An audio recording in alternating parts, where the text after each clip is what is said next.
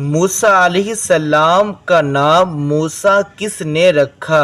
اس کا صحیح جواب یہ ہے کہ موسیٰ علیہ السلام کا نام موسیٰ فرعون کی بیوی حضرت آسیہ نے رکھی۔ موسیٰ علیہ السلام فرعون کے گھر کتنے دن رہے؟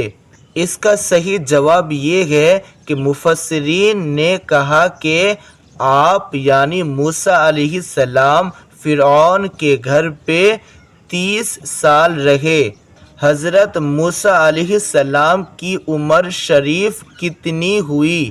اس کا صحیح جواب یہ ہے کہ موسیٰ علیہ السلام کی عمر شریف 120 سال ہوئی۔ حضرت موسیٰ علیہ السلام کا انتقال کس جگہ پر ہوا؟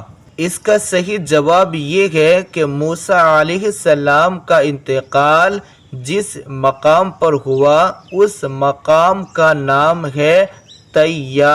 حضرت موسیٰ علیہ السلام حضرت خضر علیہ السلام سے ملنے جاتے وقت جو مچھلی ساتھ میں لے گئے تھے اس مچھلی کا حلیہ کیسا تھا؟ اس کا صحیح جواب یہ ہے کہ اس مچھلی کا حلیہ اس طرح تھا کہ صرف ایک آنکھ تھی اور آدھا سر۔ موسیٰ علیہ السلام جس پہاڑ پر اللہ سے کلام کرنے جاتے اس پہاڑ کا نام کیا ہے؟